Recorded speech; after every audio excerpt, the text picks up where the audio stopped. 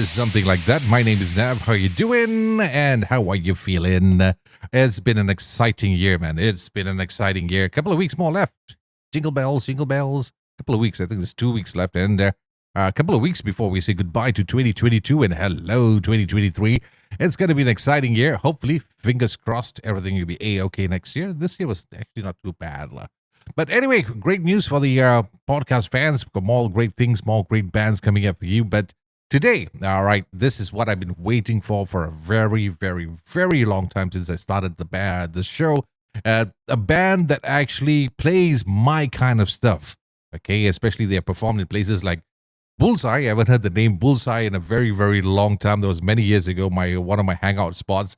And the music they play is the kind of stuff that whenever I go to the joints where music as such is being played, all I need is my drink, sit at the bar, and no conversations. I do not want anyone chit-chatting with me because I would like to pay full attention to the band because that's how you experience their music and experience the show. So one of the bands, I finally managed to get them on the show, on the podcast, which is Cats in Love. These guys are freaking awesome. They have a brand new single. 2 singles were released back-to-back, and one of it is being released today as we speak on this recording. But the question is, how am I to have a conversation or ask questions to a guy who has been asking questions all his life? Because there's no questions that he hasn't been asked before and no questions that he hasn't asked before. So let's see how this plays out on the show. Let's welcome Lohan from Cats in Love. Lohan, my man. Hey, man. Hi, Nav. How are you? I'm good, man. I'm good. I hope you're doing great too. All football fever kicked in for you? Oh, totally. I've been sleep-starved to death. Oh, really? I'll be honest with you. I haven't watched a single match yet. I'm just waiting for the semis and the finals. I'm just waiting for that part of it. Oh, serious? I've never missed a match. I know because the first half of the World Cups are usually like, nerve-wracking. It's like all the teams that you decide that you want to support, suddenly some of them might stay, some of them might leave. So I just don't want to get into that frustration. I always save it for the semifinals and the finals. And that's the time you take off from everything and then focus on the whole game itself. So, but how do you find this World Cup this year? I actually have been enjoying it because I actually like watching the group stages because you get to see the smaller teams put on a show.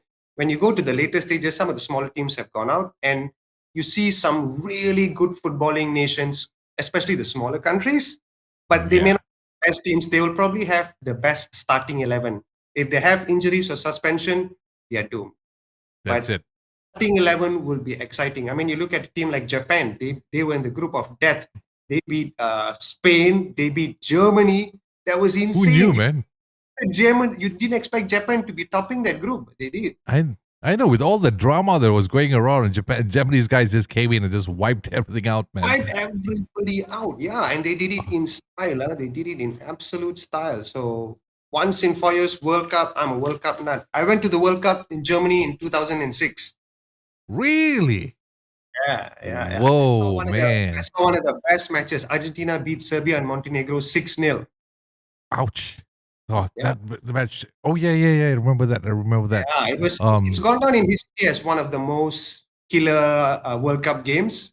That was a very, very, very good Argentina side. They haven't had a team as good as that since then. Lucky you, man. I don't know. Yeah. I mean, before going for the game, who knew they were going to win 6-0, right? Yeah, who knew, man? And I'm surprised that no one I know from here has gone to Qatar to check out the match. I think I got one guy who actually visited one of the games in England in Qatar. Got to find out more about how's the ambience over there, man. Because this is pretty exciting. My brother-in-law went for like 4 or 5 games. How was it? The whole ambience, was it? He's not back yet. He's still after Qatar. He's gone to meet my sister, his wife, in Amsterdam, and then they're coming back. Oh, you got to find out, man. I just want to know what's the ambience like having a World Cup in Qatar. I saw the infrastructure, the whole thing, the ambience. It looked kind of interesting apart from the bad press here and there. But overall, it seems to be I was just watching one of the sports commentating program and they said this is one of the best, well-disciplined World Cup session they had, especially from the fans. They said this is one of the best moments they had, man. I suppose once you eliminate booze at the tournament, things yes. I think so. Because they said the best, even for England fans, they were this. I think if I'm quote unquote, I think this is somewhere around here. They said that this is the only match that the England fans actually behaved for the whole thing. I don't know how far this podcast is reaching, so I'll reserve comment. But I mean, it's a fact, but it's a fact, you know. But Of then course, again, I totally agree. I totally agree. yeah, I didn't say it. It was the Air Sports commentator, so Correct, it's correct, up to him, correct, man. But anyway, correct, let's correct. let's But forget about World Cup and let's get back to you, sure, man. Before I even get into your right. band, Cats in Love, you as a Okay. musician, as a journalist, a writer, you have written some good stuff, man. I was just having this conversation with Lohan uh, just before we went on, before I hit the record button. I used to use his work as a reference when of the days that I used to host a rock show because he had some good stuff over there. It wasn't just focusing on the mainstream artists. They had a lot of I wouldn't want to use the word obscure, but then again, some people that needs not to say need you need to pay attention to the details, like some of the musicians, some of the people who did works on their instrument, the events that took place. Alohan used to write some good stuff, and I used to use that as an inspiration and also as a reference for my rock show. Because like back in the day, manada, all this Facebook, this internet was there, but it wasn't as effective as it is today. So you did some great stuff on that part, man. I really have to thank you. I take this opportunity to thank you for the stuff you've written all those years. Awesome. I have to thank you for being a religious reader, man. Without people like you, I don't exist. Ah, come on, man. It was Yeah, there for the taking. You just yeah, served it yeah. nice, well dish. So somebody had to enjoy it, and I really did enjoy it. But Fantastic. you have written all the stuff from back then till today. How is it different for you from then and now?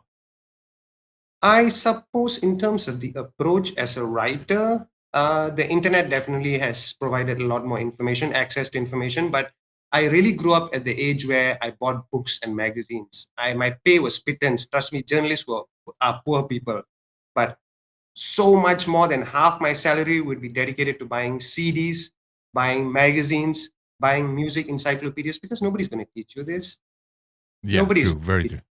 literally nobody's going to teach you this. And I didn't want to learn these things to be a smart aleck and know this. I was just dying to know, how did these great musicians do this? When did they do this? Which studio did they record in? Which part of the year did they record? Was it spring? Was it summer? Picture the setting. All these things play a part in how a musician operates. So being a musician myself, I think I've told this to many of my journalistic colleagues and even my bosses. I think they didn't like me saying this, but the truth is, I was always a musician first who used journalism to pay the rent so that it could finance my musical interests. Which is great because if you don't have that passion, you wouldn't understand what's happening around the industry of the music business itself. Because writing, Precisely. sorry to say this, I don't mean to sound in any wrong way. Writing, anyone could pick up the pen and learn how to write, but to have the Precisely. passion to go along with it, that's a different thing altogether. So I guess you did a Precisely. mighty good job. But in terms of writing now and writing back then, of course, internet helped out a lot. And getting Right. your resources, and like you said earlier, you invested in books, magazines, and it wasn't not everything was current. You had to wait. By the time you get the whole thing, you read the whole information. It will be maybe a week Correct. old news or maybe a month old news, and nobody actually Correct. had problems with that, right? It's like everybody waited. Everyone Correct. patiently waited. Now everybody wants the Precisely. news now. If it happened at Now, 11 o'clock, in fact, they want it yesterday. exactly. So it's like everybody's in a rush, or else it's yesterday's news, that kind of thing. So Yes. as a writer, did you get annoyed at that kind of thing, or just like you just have to accept the fact that this is how it is nowadays? It didn't affect me so much because maybe I can give you an example, right? Like back then, maybe in the 90s, when you go for say an interview, right, and say you're doing a phone-in interview with an artist, so there'll be circumstance where there'll be one speaker phone, and that interview will be shared by a few different media, Yeah. right? So I know I'm the one who would be diligently working on all my questions to go for the interview. But I know that my newspaper, The Sun, would take 4 days to publish that article, whereas all the other media that were there would have their articles out the following day. So I knew there was no way I could beat them in terms of time scale. So Okay. I told myself, all right, Lohan, you got to write the best story. They can maybe write the faster story, but you had to write the best story. And to do that, you needed to equip yourself with the information, with the right vocabulary to describe the music you're talking about. and there's no shortcut, which is why I said, as much as I bought the books and magazines, I spent so much money on CDs and records. I have like 5,000 records, 10,000 CDs. So Wow. I'm first and foremost a music person. The writing all was just an extension. And like whenever I approach writing, I looked at it this way. I want to write an article that I wish I could read. Nice. Because I trust me, your always approach writing, it. especially your vocabulary, you're like the Eminem of journalism. Because even when reading through your profile of the music, it's like I almost needed a dictionary beside me because just to Oh just check out your man. the profile for the song that came out, your latest single. I was like, okay, where's my dictionary? Where's my thesaurus? What other options do I have? It's like now, whenever I'm going to write or type something on my website, I'm going to feel like a kindergarten kid. Because I really Okay, okay. suck at That writing, was man. not the desired effect I was hoping for, but okay, I get your point. Which is good. Like now that I realize that you do provide once in a while the content writing courses, workshops, and all. So I think I might sign Yes. up for one of it one of these days. I mean, I really Awesome, need man. that badly, man. Awesome, awesome, awesome, awesome. Music So wise, yeah, you've been doing it since what, 90s and 90 what, early 94. I 90s? started 94, 94. right? 94. Started 94, writing and from it's 94. 94 till today. In Yeah. musical wise, I mean, being a musician yourself, has it been that Yes. early? 94? I picked up the guitar in 91. So then Okay. before I left my hometown, I won't say I left my hometown. My dad kind of kicked me out and said, "Go and find a job. Where I'm were you not feeding from? you." I'm from Ipoh. You also? Huh. Ipo Who else boy. is Ipoh I am boy? from Ipo. Ipo boy, man. Ipo Hey represent. man, this world is getting smaller by the minute. This is crazy. Which part of Ipoh? I was from Merdeka Garden. Hey, I'm from Lim Garden. I used to cycle in your hood, man. I I used used to cycle in your hood because of Tasisan's convent. so you were one of those first disturbing the girls there, lah. Oh, yes, you got my name there, man. I used to See, cycle that's to Merdeka Garden at night to buy the food at the playground. the Karimi. The curry mee, the char kway teow, Exactly. You see, wonton mee. this is the best part about being Malaysian, and especially you're from Ipoh. When Ipoh, you don't hear about people driving or taking the bike. It's always the cycles. The Cycling, bicycle cycling. always worked, man. When it came Yes. to You know Ipoh, it why? doesn't matter how far it is. Cycle is always it. Correct. You're not held back by traffic jam, and you can plan your journey. You know, from my house to Merdeka Garden is a Yeah, 5 7 minute cycling ride away. exactly. No problem. I'll get there in no time at all. And the So best part about people in yeah. Ipoh, before there was cell phones and all the other stuff, information traveled really fast. You can do something Fast. wrong somewhere around Lim Garden. Before you even reach Merdeka Garden, the information will go to your parents already. Oh my God, that is it's not funny though. Yeah, I was wondering how did they do it back then, man? It was really fast, man. It was nice. Yeah, So it's sorry, really before fast. I interrupted this whole story about Ipoh, No, no, but you it's were so saying, fascinating to know that you're from Merdeka Garden. I That's know smaller than I can imagine, man. we were literally neighbors, man. Come to think Yeah, of we it. were literally neighbors. I wouldn't have known. Okay, nobody told me this. All right, Yeah, I left Ipoh around 94, if I'm not mistaken. but that's the same year I also left Ipoh. Ah, small world. Okay, now the ultimate question when you from Ipoh, you Oh. got to ask which school? Okay, I'm guessing you're okay. What batch were you? What year did you leave school? 94. Okay, I left school in 92. Okay, 2 years. Which school? ACS Ipoh. I am from ACS Ipoh also, Macha. Hey, this is not funny, man. This is I am really not not. joking. Hey, okay. Do you know Kevin? Which Kevin is this? There's a hell of a lot of Kevins down there. I know if it's 2 years Your above batch? me, No, you 2 years. might No, have your been. batch. Your batch, not my batch. I think your batch. I think I do know some Kevin. I know there's Mm. so many Kevins. Older Wait, there's brother is Kevin my here. batch. His older brother Okay, is my batch. This Kevin is like I think about 2 or 3 years younger. okay. There's a couple of Kevins. I think there's one Kevin. Yeah, man, that should be. It's been a long time, Mm, man. We just had some gathering. okay, I got to okay, check back the list. I think I do know. okay. ACS Ipoh 2 years. You're my senior. Ah, that explains it, man. That explains a lot, Dude, man. this is crazy, dude. You are Mundagaden from my school. Wow. Ah, dude, it is a very, Hey, we very are small homies, world. bro. We are homies, bro. We are homies. Who knew, man? Who knew this Who podcast is going to knew? get so in? it's Yeah, like reunion kind of session going on down here. correct. Whoever And knew when ACS? you started off with so much hesitation asking me what school, I thought, oh no, he's going to tell me he's from SMI, man. This is a bit. No way, man. No When I way. said ACS and he said, you're from ACS, I'm like, wow, how much smaller does Who- this? Could you just imagine? Who knew? A lot of Yeah. people from Ipoh has come up with a lot in the music industry and the media business. I Yeah. think we've been Okay, producing good stuff. music, yeah. Paul Ponadore was my mother's Yeah. student. Was my Okay. mother's student. Yeah, Chia Sunkit was my mother's student, badminton Oh. player. Oh yeah. There are a lot of big name Ipoh guys, man. Oh man, this is okay. What a small world. This is where I look forward to meeting you in person for a drink, man. There's a lot of catching up to do that. Yeah. Wow, ACS Ipoh. Talk about Who school knew, man? canteen. Okay, Oh awesome. man. And the best part, one of the Yeah. conversations with Sid there before he's introducing, he said, "Hey, make sure you also ask him whether he's a Malu or not, lah." But then again, Obviously, I'm a Malu. I know you are a same. Malu. Yeah, so it's a Yeah, small world, yeah. man. It's shrinking. The world seems It's to be shrinking shrinking more by and the more, man. minute, by the minute. I Once you know say I could have. then I got worried. I just got to come and see you personally. Like, I think there's loads more stories. We just might know so many people in Yeah, between, man. We have a lot of things in common. correct. There are a lot of dots to connect. Yes, exactly, man. Yeah, And yeah. sorry, let's before the listeners be wondering where is Ipoh and where's Merdeka Garden, I'll put it on the Yes. website like I have to. But music wise, where Okay. did you actually start a band or really pursue your journey in music after? I started in school in ACS, man. My batchmates, basically.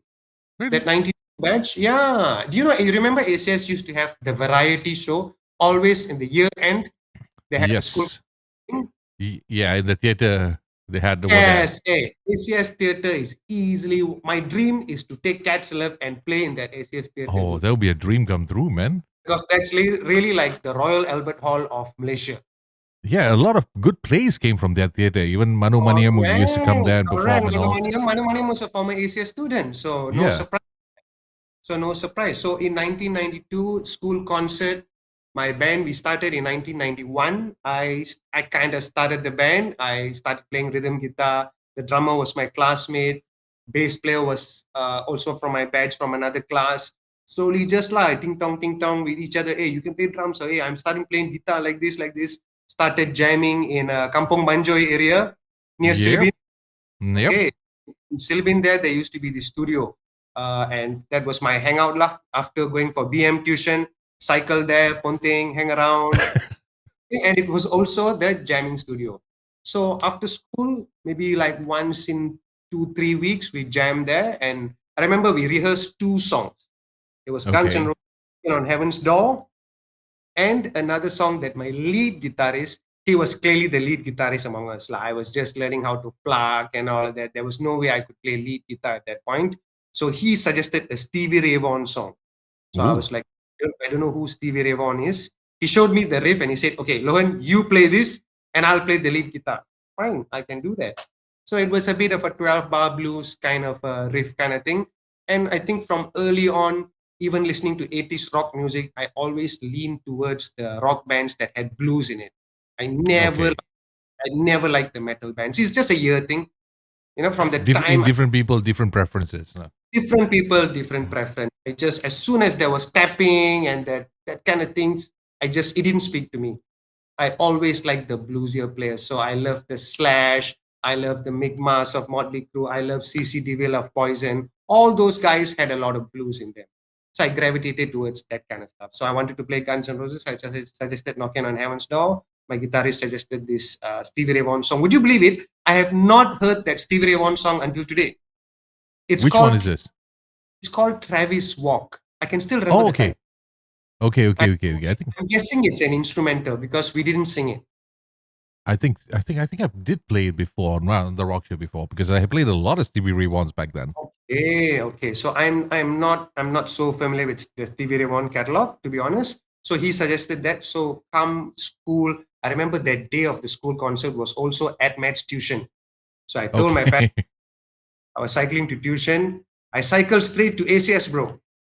Ooh. Cycled straight to ACS, and there was two shows that day: the afternoon show and the night show. So from the afternoon until night, I just hung out in school, lah. Played the afternoon show and then played the night show. I told my parents that show at night. So, but I didn't tell them there was an afternoon show, which from which I ponteng my maths tuition lah. That's what we all do, man. We all had a good Yeah, reason for yeah. Ponting, lah. So that was my first exposure to, I suppose, playing on a stage. So ACS is a proper stage with a curtain opening. So when the curtain opened, like 300 screaming kids, like, wow, I could Yeah. do this for a lifetime, man. Yeah, So, especially at that age when you have that stage, your first yeah, experience, your first exposure. It's like before correct, you step into the bigger stages, that the correct, ambience itself of that hall says it correct, all, man. The whole correct, thing correct. is like when the first time I used to be the ACS student electrician, so you used to set up mics and all. So you used to dream. It's like, Yes, oh, okay, you were man, part of one the day, oh, sound team, lah. yeah, sound team lah. So it's like even back Mm. then, it's like okay, set up the mic. All it's like, woo, it kind of led me into this so-called event management, sound, and rest, DJing and all this kind of thing. So Okay, schools nice, like that is nice. awesome, man. But how did that Correct. school thing bring you to the music life in KL or the Klang Valley? Well, like I said, I mean, I was so enamored about playing the guitar. I was kind of like the third. I'm just quick reference. I'm the third boy in my family. So Okay, two older brothers were like really badminton players. They were more the sports guys. And I think for the longest time in my life, I was always seen as the third son who didn't play badminton. So I identity. My dad is like Mr. Badminton, so I was always the guy without an identity. But when I picked up the guitar, suddenly people started to say, "Hey, Lohan plays the guitar." okay, That instrument became something that gave me an identity. So I just from the day I picked it up, I was like, "All right, man, this is when Lohan becomes Lohan. I'm no longer the third son, the younger brother of these two older guys. His you had guitar, your he's got own identity, lah. Yeah, so I was so in love with the music, and I was buying cassettes, Even that time, although I was listening to the 80s and early 90s rock, I would buy CCR, I would buy Rolling Stones. I wanted to know where the roots were. Yeah, I wanted to know where the roots were. I thought, okay, I can't be learning slash licks. Firstly, I couldn't even play them. Maybe I should go back to the roots and where it was.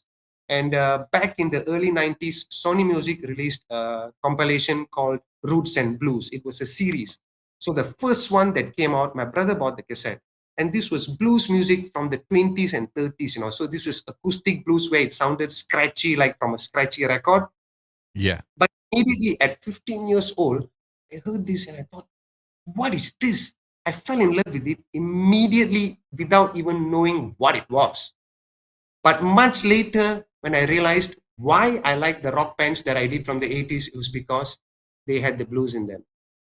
That's True, why I very own true. acoustic blues. So that connection was there. And then my cousin kind of came to my dad in 1994 and said, Lohan is doing nothing. He's sitting in the house. Maybe I can get him a job in his new newspaper. His English is good. Maybe he can write. So I had zero ambition in journalism. It was my cousin who literally yanked me by my shirt and said, "Okay, I'll take you to KL. There's an interview. Okay, One editor in Sun newspaper who says she doesn't mind taking a young writer with no qualifications." So I said, "Okay." I went there like a cocky guy. I sat down there for the interview. That editor asked me, like, "Okay, write 5 paragraphs on why you want to be a journalist."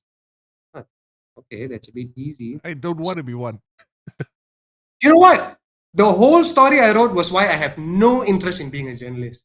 Oh man. And this lady was stunned. She couldn't believe this guy was sitting here for a job, and I'm giving her all the reasons why I have no interest in this job.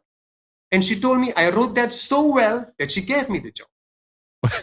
Oh, hint, hint for the future ones. Do not try this. Not every. It doesn't work out for No, everybody. not, yeah, it Okay. doesn't work out for everybody. She appreciated the honesty and thought, like, wow, you could write so well on why you have no interest in this job.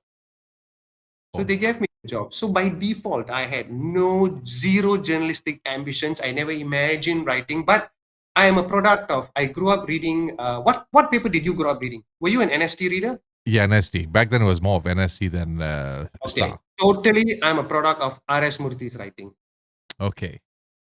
and R.S. Murthy is my buddy today. So it's quite strange. Like I grew up reading R.S. Murthy. So when my cousin said, "Lohan, your English is good. Why don't you write?" And I'm like, I have no interest in writing. He said, "Just try."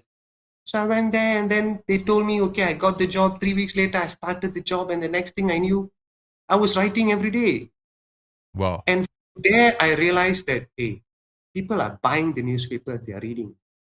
At the end of the day, you owe it to the readers, man. Why should they pay 50 cents? Sun newspaper was 50 cents back then, okay? Okay. We were I the remember. cheapest newspaper then. And the only newspaper that had a full features pull out that was in color. So that Yeah. was the marketing back then. So I was given a column even. My editor liked my work. He even gave me a column then. He thought like, hey, this guy might be young, but he's got so much passion for this. Maybe it's good to let this guy do what he wants to do. Who knows? He might find a readership out there. So Okay. I just constantly bought magazines, bought CDs, and educated myself. 1994 got no internet here in Malaysia. Lah. Yes. Yes. We know that Still, feeling. yes, it was still in its infancy. In fact, the first time I saw internet was when I joined the Star in 97. When I went there, Phil said, have you seen the internet? I was like, what is the internet? Wow. Yeah. So- Search engine, Netscape, Navigator. I'm like, what is oh that? man. That Yeah. was like So, NASA working in NASA. We had one man. correct, correct. So it was all a culture change. But in terms of writing itself, I don't think the approach to writing really needs to change from 1994 to today. That doesn't Okay. change. Your question earlier was about time scale, right? I think the time scale doesn't matter if you still write the best stories. Which is true. Yeah, if people are looking for info, there is no way you can beat the internet, correct? Yes. True. But if you're looking for an article that can make them feel something in the way the writer has described the music, position the artist, then that really comes down to writing ability. And that's something I learned, like I told you, when I would go for the phone-in interviews, I could tell like the other reporters would have their story out the next day. No way I can beat them in terms of speed. So write the best story. And what was the approach? Write the story that you wish you could read. And Which that is was it.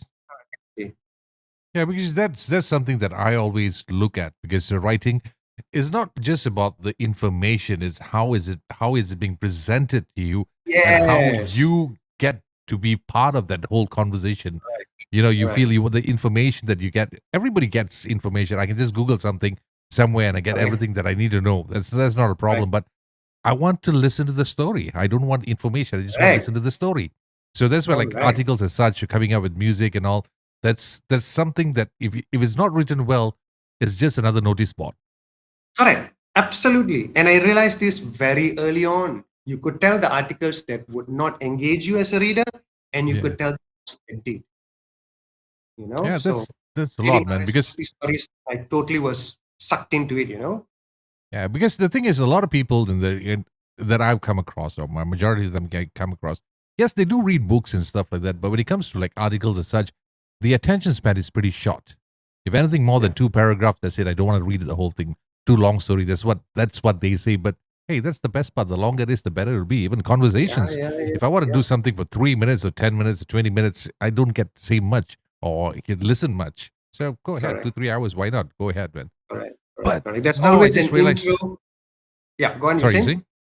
Yeah, No, no, there's sorry. always Yes, yes. an intro. There's always an intro, the body of a story, and a conclusion, man.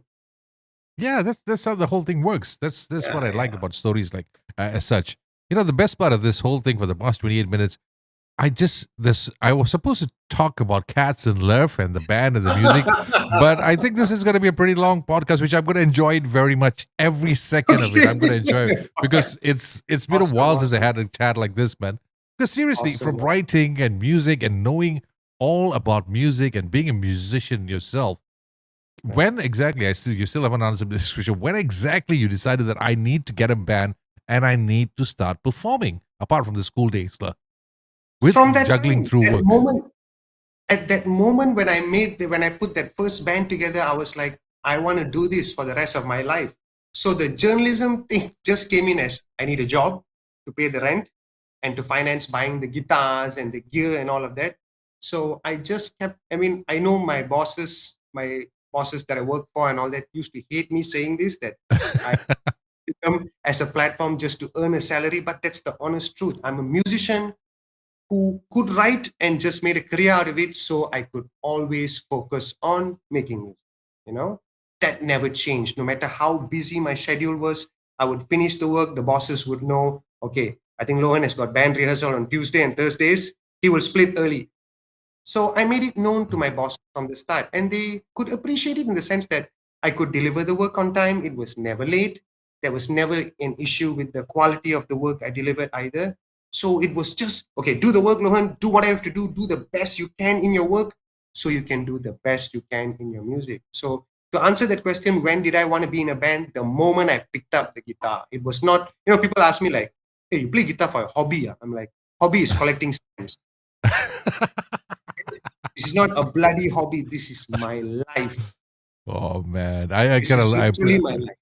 I know that passion, and really I understand it. Yeah, I have some similarities on that part. Even when people said I used to talk a lot for MCing and all part time, I said no, this yeah, is yeah. life.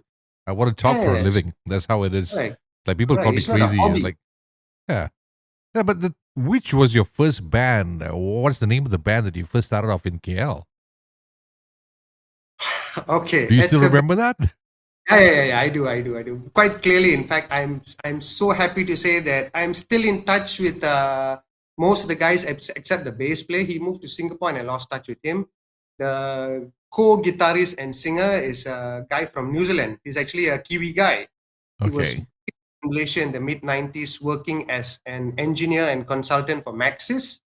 okay, So I knew him through a colleague in the Sun, a friend of mine working in the Sun, Rudolph Frank. He was working in the marketing department. So one day I started talking to him about playing in a band. And then I said, I have a list of cover songs I want to play. I have it in my bag. Then he said, hey, let me have a look at the list. When he looked at the list, he noticed I had two songs by Rush, the Canadian rock band Rush. So he said, wow, Macha, you like Rush? Ah?" I said, yeah. And he said, I so. So like, wow, okay, he's the first fella I met who liked the band. Then he said, are you playing in any band at the moment? I said, not really. Then he said, why don't you come and join us? So I went and met these guys. So there were two Caucasian guys. One guy was British, and this other guy, Lyndon, who's the Kiwi guy. And we kind of started jamming. Somehow things weren't working out with the British guy. He actually okay, wanted guitar, but when they brought me in, he was, I suppose he looked at it as a demotion to playing bass, okay. and he was very upset at that. Lah. So it seemed like my inclusion demoted him. So he Oh, was kind of uncomfortable with me, and like I was much younger than all these guys. So then I think it reached a point where I didn't want to play with them anymore. But then my drummer friend and the Kiwi guy said, you know what, we'll get rid of that guy. British guy, and then I brought in my my eldest brother's batchmate to play bass. This guy okay, named he joined, and I think we rehearsed for quite a bit. I think we played a grand total of 2 shows, and then the band okay. broke. Yeah, but back then in the mid 90s, the jamming hotspot was Amir Yusuf's pub in Damansara Utama. Yes. What's the name of the place again? It was originally called After Five, and then he rebranded it to Ecstasy. And then Ecstasy. Yeah. around that time, the ecstasy drug came into the Malaysian market, and then having a joint name Ecstasy was bad news, lah. So he changed it to X Place. So every Sunday nights in this place was jamming night. So all the musicians who didn't have bands would just turn up, go and jam. Guitarists Okay. would be a dime a dozen lah. So I was among many fellas. Bass players will be about two. Drummer, there was only one drummer. I don't know whether you know this British guy named Paul Millett. You know Paul's Wait. place Yeah, in yeah, Klang. yeah, yeah, yeah. Yeah, yeah, yeah. Paul's place, the guy, the owner, Paul Millett, is this British Okay, guy, okay. the consultant who maintains all the exhibits in the National Science Center in Hartamas. Oh, okay, okay. Scientist musician. Oh, So he used to be there on jam nights, and no other drummers were in the house. He'll be sitting on the drum stool the whole night. So whenever they played Jimi Hendrix songs or Cream songs, I would go up and jam those songs lah. If they played something nice. else, I was like, okay, I don't know this song. If you play Hendrix, I can jam. You play Cream, I can jam lah. So I think the early days was doing a lot of this jamming kind of. You need exposure, and I was like 20, 21 years old, a boy fresh out of Ipoh. I don't know anything, but like I want to play lah. I just want to play. That's The all I need. excitement was there, man. The excitement was there, and like there's nobody who's going to judge you because it's jam night. True, So true, true. so that's also where I became friends with people like Julian Mokhtar. So Julian Mokhtar used to be there, and he kind of realized I was a journalist, and he knew I like music, so I stuck up a friendship with him, and it just went on from there. So, and then I think The first serious band after that was a band called Samarkand, which I was Okay. with Sujesh. And do you know Martin Venkatesan? He used to write Yeah. for Star. Yes. Okay. Yes. Yes. Venkatesan, Sujesh, I, and my drummer from that band in Sun, Rudolph Frank, we formed this band called Samarkand. And in fact, we Okay. released an album in 2000. We recorded 2 singles in King Studio in 1998 and 4 more songs in the spanking new studio in the year 2000 called Synchro Sound. Do you remember Synchro Sound? Synchro Sound, yes, the most popular studio in Yeah. town, man. If you record in the Yes, at Synchro that Sound, point. it's a Yes, big deal. correct. It's a huge It's a deal. big deal because it was like the most sophisticated studio in Southeast Asia at that point, if I'm not mistaken. So I got Yes, that studio. So we put the 6 songs together and we released it as an album. So I suppose my first recorded product in a serious band was that Samarkand album, which came out in 2001. I think I So, might have played that because I don't know. The longer the conversation gets, it's like I'm reminiscing all the stuff that I did during airplays. Stuff that I played in band. I heard of okay. and places I hung out. Like even in that era around that circuit, you're mentioning Paul's place, X place, and Yes. there's used to Yes. be this place near Pataling Street called the Wall. I don't know whether you remember that or not. That's So more, that was more in the last 10, 15 years, I believe. La. yeah, I Yes. think I way never more went there. long. I heard about it. Yeah, there was another chill, nice hangout spot. Every guys, Ramli Sarib used Mm, to come out there. Man Kidal used to come and jam over there. So it's like everyone. mm, It was more like a jamming session. No right. DJs. The only song that you get in between bands is a music video or some classic rock session. So All right. these are the places I used to enjoy. So now having this conversation with you is just taking me back into the good Awesome. times, lah. Awesome, awesome, awesome, awesome. Yeah. So back then in the mid 90s, Ameriso's place, I have to admit, was really a nice place in the sense that they had a jamming night. That whole Damansara Uptown Square today was very different back then. There was so Yeah. many bars there, Colors Fun Pub, Rasta Shack, Rasta Club, I so can't remember, Hippie Club. So it Yes. a nerve center. So like if you want to have a one-stop area where you could go and just pub hop and watch live bands, that uptown area was the place to be. Exactly. So go there and just hang out, and just watch the bands. Just before your intro, just now you were saying you like to go and sit down, have a beer, and just watch the band. You don't want to talk. I'm Yes. exactly like you, bro. I hate it. You want to talk to me when I'm watching the band. I'm like, dude, Exactly. It's like people I'm don't here get to it. People watch the think that you're band. antisocial, but in the Correct. actuality is when you want to appreciate something, you pay your fullest attention to that band Correct, or to the bro. music Correct. without conversations. If I want to have a Correct. conversations, I'll go to a place where the DJs are playing music. That's it. That's Yes. it. In fact, let's say that a mama, where nobody's Yeah. talking and you talk to your friend. Exactly. So when I'm listening to music, that's why whenever I go hang out in places, I don't tell people I'm going out. I don't invite and I don't accept invitations. I just appear out of the blue, sit down in one corner of the bar where nobody knows me, nobody here talks to me, watch the whole set, and I go home a happy man. That's how it Yes. is. Yes. Because I actually, to tell you the truth, I hardly go out. But when I do go out, I'm specific. I'm looking to watch a band, have a few beers, and I'm watching like a hawk. That's how it should be. That's Yeah, how you I want to appreciate things, listen. man. I don't want my friends to be sitting talking like, hey, dude, I want to watch la way. Yeah. You see her, not bad, Alva. You see her, you see her. No, I I like, don't I'm want to not hear all interested that. in your opinion, your comments. I want to Yeah. gauge for myself. So let me watch quietly, That- exactly, man. That's how it should be when it comes to live Yeah. music. Do not unless it's like Correct, correct, one of those pop bands and all this entertaining. That's a different thing. But like bands as correct, yourself, it's a different thing. It's correct, not just the music, but it's also the skills at play. So you want to correct, watch, you want to correct. experience every single detail. I'm not a musician myself. Exactly. I wouldn't know notes of anything, riffs and bars. I Right. wouldn't know much of it. But you like to watch every single detail, to pay attention to the Correct. sound. You just like Correct. immerse yourself into that whole experience. Like so, you feel like Correct. you're part of the band itself. So that's Correct. one thing Correct. a lot of people don't understand. It's not being Yeah. Yeah. antisocial, but it's appreciating the music and the band more, Correct. Correct. giving the Because respect, lah. fundamentally, I've always looked at myself as a student. No matter how pro you get, you're always a student, man. There's no such Yeah. thing as learn everything. So I can watch Yes. a been playing has been playing less than, I mean, hasn't played as much as I have, but I'm still a student, man. True. Very true. I'm a student. And that's how you improve. Yeah, that's how you improve. Everybody has something to offer. a musician lacking experience still has something to teach you, man. Never think you know everything. Never. Yeah, it's impossible to know everything. Even a lot of the Yes, correct. pioneers of the business, they still hang out in Yeah, places. And precisely. you wouldn't believe it that many years ago, you used to just play this club and called the Ship and all. So out of the blue, this one particular guy walks into this club. There was this live band playing, if I'm not mistaken. It was Groove Company, if I'm not mistaken. So this one guy in the corner there was this white dude. And it's like wondering, why does he look so familiar? So I thought maybe it's him, but I don't think so. Like, why would he come to this particular spot and watch a band? It was the Ship Club, Funtech and all. I was spitting there. He was watching the music. Then he looks at me and he goes like, shoot. I was like, okay, why did he do that? That means he must be somebody popular. But I still wasn't too sure whether it was him. So the very next day, the drummer saw me shake. He was the drummer. He saw me looking at that guy and all. He said, next day, he came back to me and said, Nev, you tahu ke siapa orang tu? You know who's that guy? I said, I think I know who he is, but I don't think so. Why would he want to come to this place? This guy pops out the card.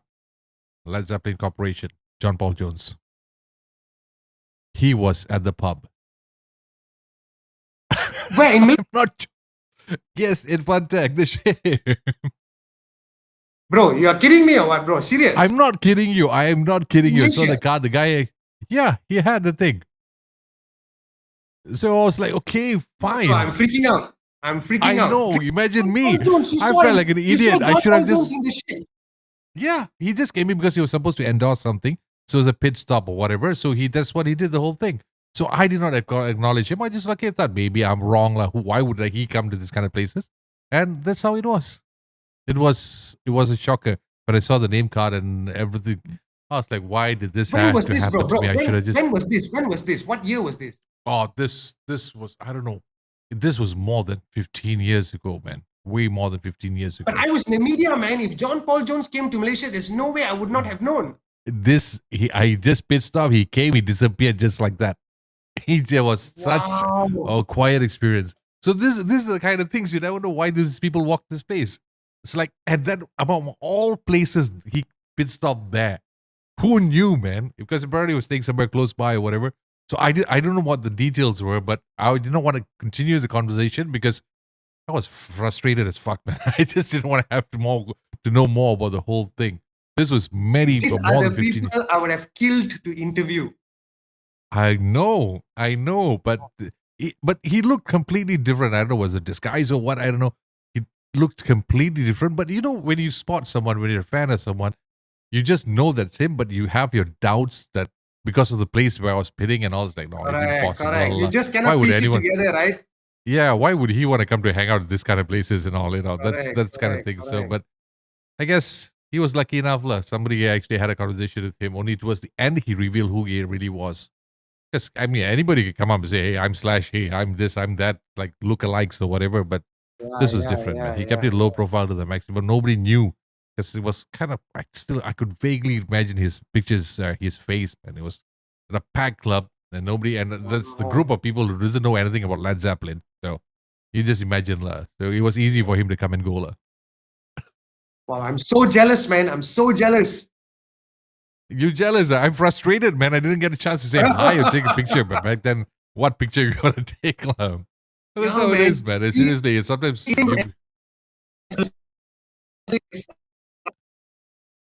I know. It's totally different, dude. I don't know, man. Enough of my frustrating story. Let's get back to you, man. Let's get back to you. I mean, being in all the circuits, you've been. Talking to all these people and Samarkand, right? That's the band that you were with. Samkand. What is the name of the band again? Sorry, Sujesh is going to kill me if he hears this. What is the name of the band you did recording earlier? Come again, sorry? Sorry, the band that you were with earlier when you recorded the song at Synchro Sound? At Synchro Sound. It's called Samarkand. So we released an album in 2001. Yeah, Samarkand. It's that.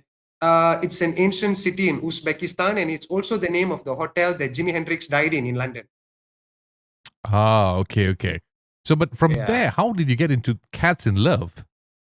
Okay, so very easy. Basically, Samarkand was a band that was plying the progressive rock route. We all of us liked 70s progressive rock. I love Rush. I love Yes.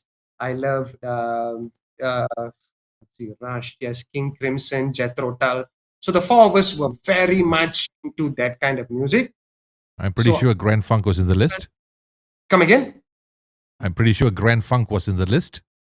Actually, not at that point. Really? I really like Grand Funk Railroad as my part of my listening diet, but Okay. some was not a was into Grand Funk Railroad. Although we did cover one Grand Funk Railroad song when we played live, we covered "I'm Your Captain." Closer to home, Okay. I'm your Okay. yeah. So, but otherwise, I'd say that band was really we were not so much. I was personally a classic rock fan, but I think a lot of Okay. the guys are more progressive rock fans. Okay.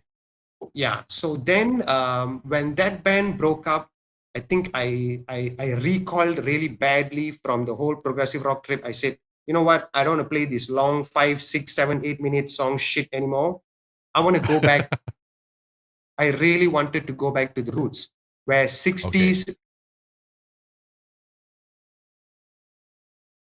Sorry. Are you there? I think you anything got a more than bad 3 minutes. There was no other way. Okay. Okay. Sorry to interrupt you. I think your line is breaking up. Are you getting me loud and clear? I think I can hear you, but on the screen, I think we look like both hung. Okay. I think it should be okay in a second. I think bad internet connection. You can have the full bar there.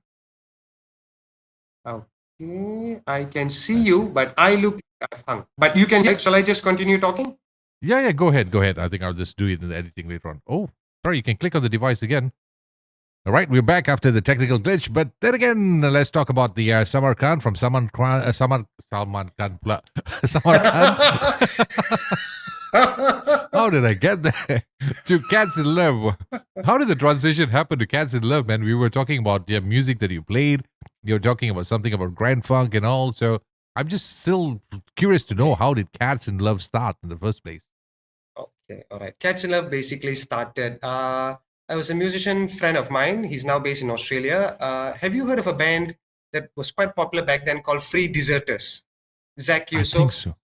I think I might Okay. have heard them. Yes, I might. All right. So Zach and I started as an acoustic duo in 2004. After Samarkand fell apart, I was like, you know what? I don't want to do this prog rock thing anymore. I want to do something Okay. different. So I started working with Zach, and we were like a duo, acoustic duo. Then I suggested to him, why don't we put a band to back this whole project up? So Okay. I called my former Samarkand drummer, Rudy, and I also asked my housemate, my colleague at that point, and my childhood friend, this guy named Rizal. Do you remember Okay. an ACS teacher, English teacher named Mr. Chandra Gasam? I think he was still there when I was around. Yeah, Chandra, yeah. He was still there, right? Yeah. So Rizal's dad is Mr. Chandra Gasam. Oh, okay. Yeah. So anyway, so Rizal used to play a little guitar, but he wasn't so serious about it. And I told him, dude, I'll teach you how to play bass. Let's just put a band together and do something. So Okay. we decided we do that, but then I think Zach had different ideas of where he wanted to take the music. The three of us were more like old school rock and roll guys. Yeah. Zach was always into more of the British indie scene. So things didn't work out. So Zach went his own way, and then I had these two guys. I played guitar. One guy played drums. One guy played bass. Hey, what are we going to do now? I said, why don't we write our own songs? And then I asked them, who's going to write? They said, you. I said, why me? What makes you think I know how to write? Then they said, well, it's your band. You suggested it. So I'm like, okay, who's going to sing? Then they said, you as well. Oh man. So this band actually, in a nutshell, it's necessity is the mother of invention. I only wanted to play the guitar, but Okay. then suddenly it fell upon me that hey, I have to write the songs. I found myself in a situation where these guys depended on me to write the songs, and I just had to step up to the plate and tell myself, you know what? If I have to do this, I have to do this. Then I roped in another colleague who also was working with me in the Star. He used to play piano when he was a kid. So I said, listen, I will compose the keyboard parts. I'll show you what to play. You just play this. I told my bass player friend, okay, you play this. And if we all played our things together, this would sound like the song and this would work like a band. So Nice. that's how we began. But very quickly, those guys became independent, and we started our debut show. This was all in 2004, and we planned for our debut show. Our debut show was at Paul's Place, and in I think April 2005, and it was organized by my very, very dear late friend Hassan Peter Brown. Oh yes, yes. So I've been close to Hassan for many years. So he was organizing a show, and he said, Lohan, why don't you bring your new band and play here? So it was our debut gig, and I remember, and Hassan actually recorded that show. I have that show on CD. Cats in Love Oh, debut show. I have it on CD. Yeah, audio, just nice. audio. Yeah, but it's nice to listen to it. I mean, when I listen back to it, I cringe a little, like, whoa, that's what we sounded like in 2005. But it's still great to have a product of our debut show. Yeah, And I have you don't Hassan. get that much. Usually, your first show. I mean, especially back then with all the non technology was there, but then again, it's not as what it is today. So having a copy of it Correct. is it's a big deal, man. Correct, It's a very big correct, deal. correct, correct. And that's credit to Hassan because it was his show. He wanted to record all the bands. Okay. So he did record all the bands and he made a copy of Cats in Love set at that show and gave it to us. So I have that and that's so precious to me because as you said, how many bands have their debut show recorded? That means Oh recorded yeah. as a multi-track, recorded as a multi-track. So it Oh, was it's a quite good. cool. Oh, Yeah. well So I planned. have It was that. quite well Yeah. planned, actually. Well planned. Hassan did it very well, and Paul Millett, the guy who runs Paul's Place, is also such a passionate man. He supported the indie scene so strongly. I mean, the indie scene owes a great deal of debt to people like Hassan Peter Brown and Paul Millett. No two ways about it. Huh? I was there from the mid 90s and I saw how much these people did for the Yeah. indie scene. So Catch and Love started there, and then Rudy left. I mean, it became a bit of a revolving door of musicians. I think some people, I mean, like people have different expectations as well, and they want to see results happen soon. But it takes a while for a band really to get up to speed, to reach a point where they become a decent live band. And True. I think that only happened with the later lineup of the band, which is the lineup of the band that ended up recording the album that you will eventually listen to, and the single Black Monday. That Okay. lineup of the band was really the lineup of the band that maybe went places. In 2007 or 2008, Catch and Love became, I believe, the first, from what the owner told me, the first rock band to have a residency at No Black Tie. Oh, okay.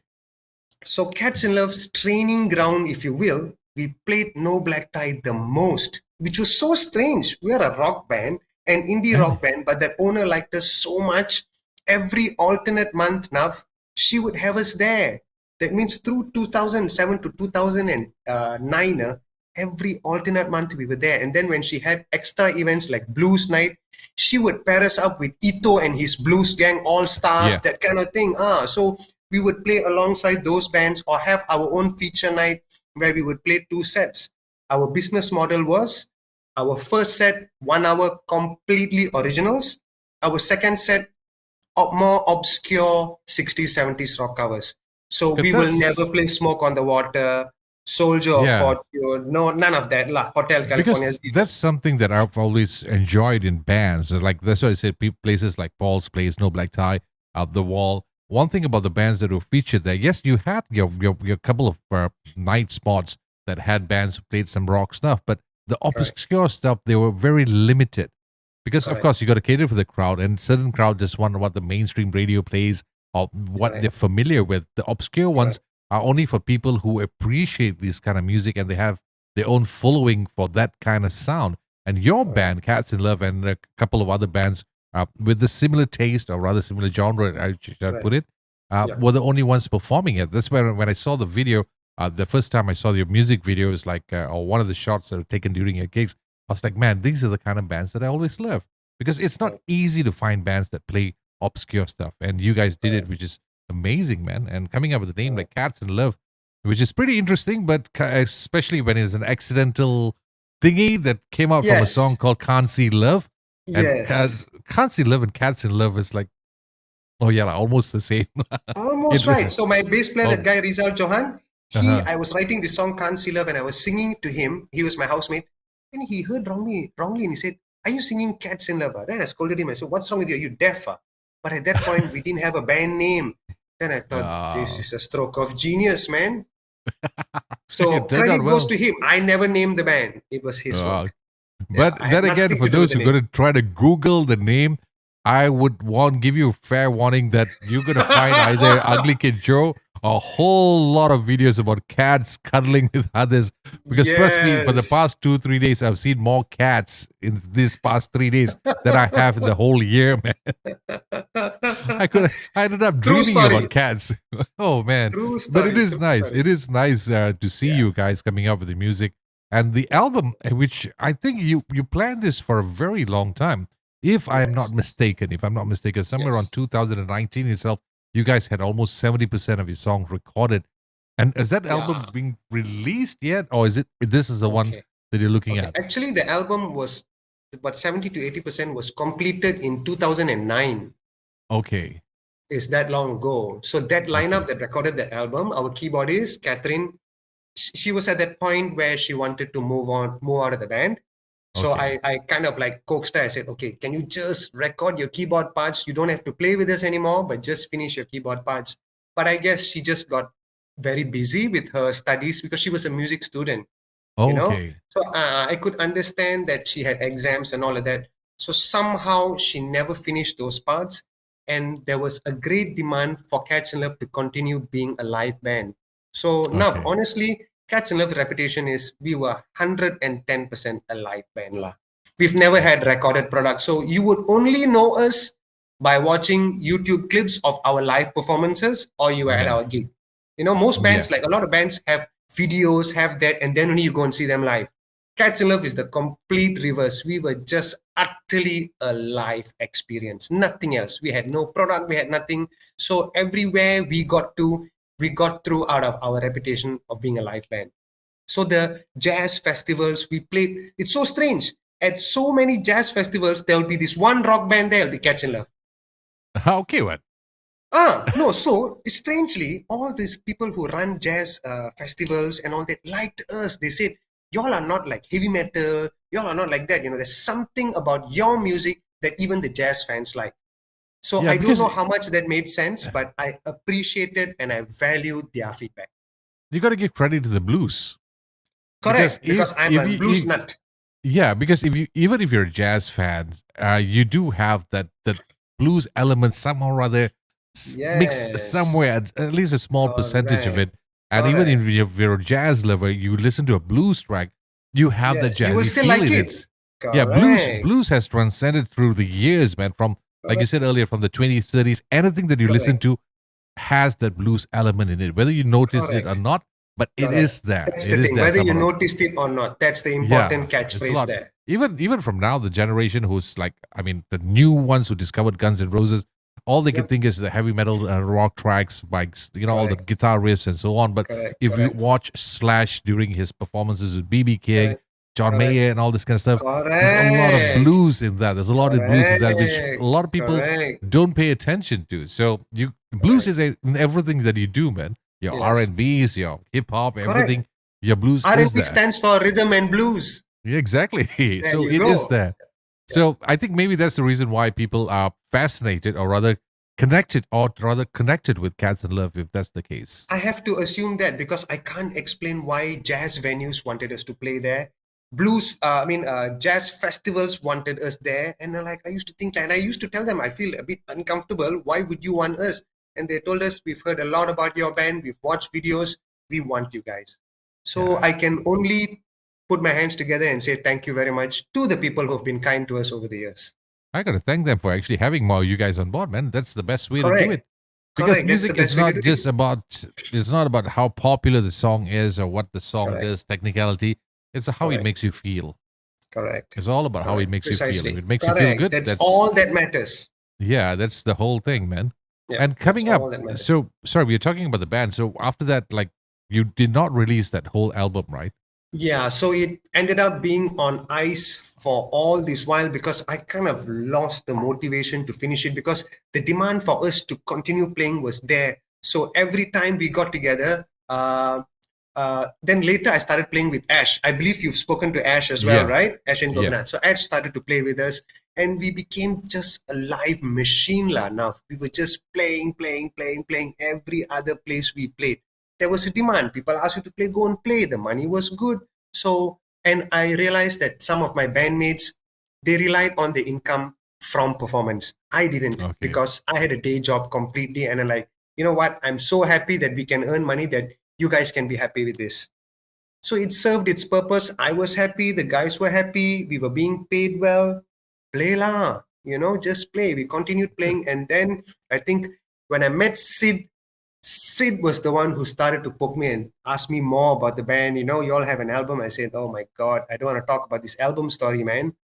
It's like guitars, bass, drum, vocals, mostly everything Oh. done. The keyboards just never finished it. So then when Sid started to say like he wanted to manage us, he started to push me, and I thought, you know what? Finally somebody who believes in this product, because I'll be honest, I kind of lost the belief in it. You I always need really lost. the third view. Yes, just somebody to push me, because I know I can do it, but there was no motivation, because I know if once Cats in Love is up and running again, people will ask us to play, and it's always nice, but we couldn't get to that next level, in the sense that if you want to play at the international pop festival, the jazz festivals will call us without a CD in hand, Yeah, but yeah. the pop festivals, like say the international festivals that come the circuit, all that, you don't have a product in hand, you have no passport. Very That is true. your passport. So when Sid put that in my head, then I thought, no wonder we were not getting those gigs lah. The jazz fellas Yeah. will call us, no sweat, no problem. The blues fellas will call us, no sweat. But the international pop festivals, we could just never ever get one leg in there lah. So when But Sid pushed us to, yeah, sorry, you were saying? sorry, you're saying say something? Yeah, when Sid pushed us and said like, Lohan, that's the only way forward, then I thought, okay lah, maybe it's time to finally give it this push and see this whole through. So honestly, the album eventually coming out, to me personally, is more like a chapter closed, but to the audience, it's a chapter open. Actually, it is a chapter open indeed because okay, for my experience of being in the business for all these years, it's like Yeah, one of the things it's great to be a live band, yes, but yeah, there's also as a listener or audience, you're always curious to know that what is it like when they play the originals. I want to take the yes, music back with me. Of course, yes, experiencing it is one thing. I've just watched you, yes, and there's only a certain time or place that I can do that. But what yes, if I would want to listen to the band that I like very much? I like the sound, I yes, like the music, and the original stuff they come out with. So if I want to take correct, it back, I need the CD or I need the music being correct, played anywhere. And at the correct, very same time, it's for you to take it to the next level. I mean, you've yeah, had chat with so many bands, both yeah, locally and internationally. So yep, this is yep, one of the ways. This is your stepping stone, or this is your rocket to take it wider, not only for correct, local market but international market. Especially when I was listening to right, your latest single called Black Monday. right. Ironically, I played the song, and once it was over, the next set of songs that Spotify was playing for me was a lot of southern rock tracks, which had the similar, which is just great. I love Yes, the which is great. sound of I love southern rock. Southern Rock. I love Yeah, Southern Rock. I'm a hardcore Lynyrd Skynyrd fan, bro. yeah. I was like, okay, wait, is this the band? I thought Skid said there's only one single out there. It's like, okay, the next one comes in. Then I check, hey, it was different. And the best part is you don't notice the difference between a Malaysian made band, a Malaysian band, and also the international band because the sound was right. The sound was Right. absolutely right. It's Awesome. not about Awesome. am I supporting the local guys or not, but I like the music. So one thing led to another. So I was thinking, okay, if this guy's come out with an album, just imagine not only how Malaysians are going to enjoy it, but people outside of Malaysia is also going to experience the sound of Cats in Love. So it'd be great if you have your album out there, man. Yeah, yeah. Don't get me wrong. That was the plan. But like I told you, after 2009, it just never completed. I just lost sight of things. Because the whole plan was, when I started Cats in Love, was to record an album that was singular. That was the singular. I was so driven by it because, like you said, I've interviewed bands and like, how is it I like all that music that I like? Because I have their records, I have their CDs. I know what it takes to do it. But when that motivation died, I just kind of lost it. And then it was like the demand to constantly play live was there. And like I said, we had a very nice business model in terms of our live show, where our first 1 hour was completely originals. So people who came for the show, the first hour before they got drunk, they could listen to our originals and go, this is something different. We've never heard a Malaysian band playing this kind of variety of old school type music, English somehow, And then the second set was rock covers, but it was absolutely not your Hotel California, your Yeah. long train running, your Smoke on the Water. It had none of that. That was the opportunity. Like, because I was always a music student and I amassed a crazy collection of records and CDs, I've listened to so many things that I know classic rock radio DJs never play. So I would go and learn those songs and let my bandmates listen. Hey guys, let's cover this song. Nobody will know this song, but they're going to be blown away by it. I would tell my bandmates, the way I would pick a song to cover was, I would tell myself, if I walked to a bar now and I heard a band play this song, would it blow me away? If the answer is yes, then we cover this song. This is the track number 13 in an album. You never know. Track Yes. number 12, track 13. Yes. Everyone pays attention to Yes. the first one and the third one, but it's Correct. always the Correct. best ones are usually the ones somewhere around 10, between 10 and Correct. 15. That's always the best Correct. tracks in in Correct. an And I album, would man. even choose artists that were less popular. I won't use the word obscure, but less popular. Like, you would never hear a pub band. I mean, in that time when I covered the pub circuit in the 90s, I never heard any of these songs being covered by any pub band. So I use that as a reference. And Because it and gives you a fresh feel when you do that. It's like correct. you're breaking from the monotony of music that you hear Correct. all the time, whether it's mainstream radios or maybe your Correct. Spotify playlist and so on. Correct. These are the songs. It's fresh. It breaks the monotony. So when anybody listening to it, it'll have like, okay, this is something I haven't heard of. I heard it once. Okay, I'm still new to it. I'm still surprised. But when you hear it twice or three times, you start forming the liking because it's different from what you usually hear. Yes, precisely. And like, we used to play quite a few Grand Funk Railroad songs in Cats and Love. So I used to get like the song that we usually ended our set with back then was Inside Looking Out. That's like a 9.5 minute song, and like, it's a loud screamer type of song. You would think that most non-rock fans would be scared of this song, but you know what? The geekiest and nerdiest looking people would come up to me after the show and say, wow, we love that song. What song is that? And I know these people don't listen to rock music at all, but something in this music connected with them. And that Exactly. was always what I tried to do, because I always feel the only reason these people maybe don't like this genre is they haven't been introduced to it correctly. Exactly. That's something that pops me to the next question because you have you're an independent artist. Okay, step one Right. category, you're an independent artist. At the very same time, your genre is more towards the sound. I would say the sound. It's not exactly. It's somewhere to this classic rock kind of thingy Definitely, with I a agree with you 100%. modern Yep. twist of it. So Yep. combining both independent classic rock artists with Right. the current set or rather current trend that's going on, do you think it's going to pose a challenge for you in terms of getting people to accept it? Or do you think that this would be a fresh new feel to the market, to the audience out there, if it's being marketed in the right way? Okay, my honest take is, at the end of the day, I've learned this. I think the moment you start to second guess your audience, thinking you know what they like, is when you're in trouble. You don't Okay. write music catering to a particular audience. You write music that you like first and foremost, and you only hope they like it. Because if you don't do what you like first, you don't even like what you do, man. How can that be true? And because I was never in a situation where I chari makan as a pub musician playing cover songs, I always told myself, nobody is telling us what to do or how to do this. The rules in Cats and Love are, there are no rules. We do Nice. exactly what we like, how we like.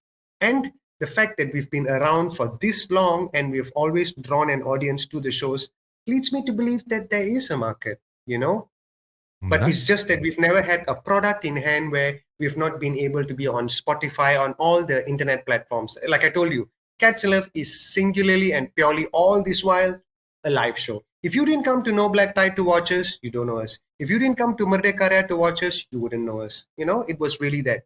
So I think I'm hoping the album would just put us on a platform where people can hear the recorded product. As you said just Nice. now, if you don't have a product in hand, people can't take away. After leaving your show, they have no CD to stick in the car CD player to hear a song.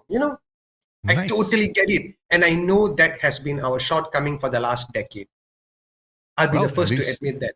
at least you figure out now. It's never too late. Yes, And the yes, best part yes. about And Cats like, in Love is, in a nutshell, I would say that you're not giving the audience what they want, but you're giving them what they need. I wouldn't dare say that. I hope, Now, I I'll hope, say it on your behalf. I'll just okay, say it on your wonderful. behalf. lah. Wonderful, wonderful. For me, this is just, I mean, like you can tell clearly from the music. I love my classic rock. And you look at my record collection, you'll know there's a lot of classic rock, but there's also a lot of blues. And I grew up with 80s British synth pop. I have two older brothers. So I listened to your Duran Duran, your Wham, Yeah. all these bands were the bands I originally liked. That means following chart music for me happened from the early 80s. Only in the late 90s, in the late 80s, when Guns N' Roses appeared, Def Leppard was like, suddenly I was like, hey, this 80s synth pop shit sucks, man. I'm a rock dude. Suddenly overnight, I went from listening to 80s synth because the music landscape was changing as well. Yeah. The epitome of pop music from the mid 80s started to change from the 80s synth pop to rock. Yeah. American Top 40 started to get more exposure, started to appear on Radio 4. And that's when I got into a lot of this. And it was Def Leppard, then it was Guns N' Roses, then it was Poison, then it was Motley Crue. It was all The these hair kinds of bands came bands. in at one point. Correct. And back then we didn't call them hair bands. They only call Yeah, them hair only bands today. yeah, because No, even back like then it was rock. back in the day when I first started the rock show, it's like I dare to say that I was one of the first ones to do that because Yep, yep, being yep. in the government station and playing classic rocks and metals Correct, and all, everyone correct, was a bit correct, doubtful. correct. It's that everyone was skeptical. It's like would people listen to it because everybody is so in tune with the top 40s and so on. I was like Yep, inspired yep, with Alan Zach and the stuff that they played, so I took it yep, one step yep, yep, further. yep, It's like with yep, my friends yep, and Naji, get information and you yep. realize that somehow or other, when you do it continuously, when you start educating the listeners on the certain types of music that you know, and you find out what they know, you kind of form, I don't want to use the word cult, but a following of people who appreciate the sound. So that's how it Just like is. how we became followers ourselves. Yeah, exactly. There you You go. don't know the band, you haven't heard of it, but give it a shot, give it a try. Yes, So you'll be yes. surprised because my concept of listening to music is I do not pay attention to the like button or the subscribe button or maybe the views, all how many plays that they had. No, the least the better. That's how I look Okay, at it. So because okay. that's how Awesome. you learn how to appreciate music. Because everybody's Correct, correct. so in tune with like, oh, he has a million views. It must be a good track. You just psych yourself in such a way. But then again, that's not how you enjoy or appreciate your music. You got to experience Precisely. it for yourself and listen to it at least 2 3 times back to back, and then you realize Correct. that okay, this is something that suits me. Like I don't know whether you've heard this band called Nicotine Dolls. No, This I is haven't. pretty popish kind of rock band and all. The Right, right. vocals, when you start listening to it back to back, then you realize that these guys are unique. They have their own sound going on, and they're not the kind of people that had millions of Are views they local on. or what? Local or No, they're foreign? not local. They're not local. Okay, He okay, made what the lead vocalist made an appearance on Americans Got Talent, and one thing led to another. okay, But when you listen to the song, then you realize, like, man, this is nice, man. He has a unique okay. sound. So pay less attention to the views and likes, and pay more attention to the music and the performance. Like how I fell in love with Cats in Love when I saw your music Awesome, videos or other awesome, videos awesome. on YouTube. I was like, damn, now I got to make a visit to Merdeka Raya after this, lah. All So right, I man. probably said that I'm going to come, but I never made it. I've been so tied up with a lot of things, but hopefully I No can do it worries, no worries, no soon, man. I got worries. to check out one of the gigs over Better there, late man. than never. Exactly, exactly. So Yeah. before I wrap things up, we're going to talk a little bit about your brand new single called Black Yes. Monday. Yep. This is basically the theme song of everybody who goes to work on Monday feeling the blues, lah. But instead Yeah. of the Monday blues is Black Monday. What Yep. made you write the song, man? And who's involved in the whole process of writing this particular single? I wrote this song, start to finish. Okay. I think it's pretty universal. I think you've observed how universal it is in its theme as well, right? Yep. It's the generic thing, you get up and like there are most days where you don't want to go to work, and usually Monday is the rotten day because you've had a weekend of Saturday and Sunday. And Yep. having worked as a journalist, Saturday and Sunday were off days for me as well. So Monday was always a drag to get up and go to work. So it just came to me. I think I had the guitar riff first, and then I thought, like, what can I do with this? And then the lyrics, honestly, it just jumped out at me. I would say the song wrote itself rather than I wrote it. It Nice. came to me easy. It came to me easy. I mean, there are some songs you struggle to write, and there's some songs that just write itself. This was actually the second song that I wrote. The first one is what? Literally the second song.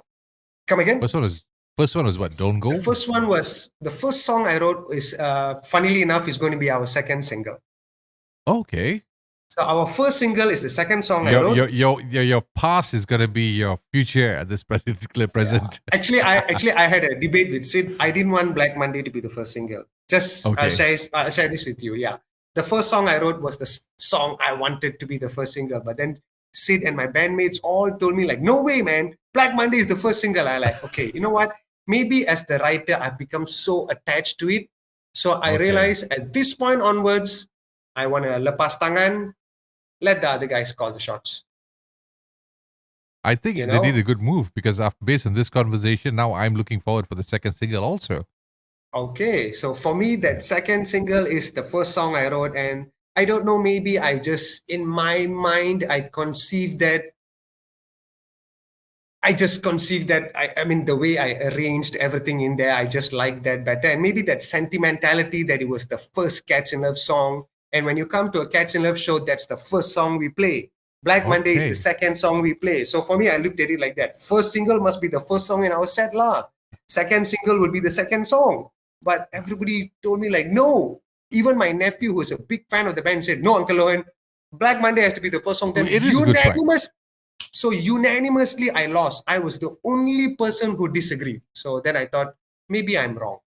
Yeah, it could be because sometimes others see it in a different view. But it is a good song. Correct. I must admit it. I heard the whole track. I Thank you so did it on much. loop Thank you for so the past couple of things. Listening to it back to back again. It is a great song. I'll post it on the website. You can check it out right after next to the picture. Just click on it. And also be on the lookout for their videos. Well, you had a video recently released for this track called Don't Go. Yes, that is probably the most recent song I wrote.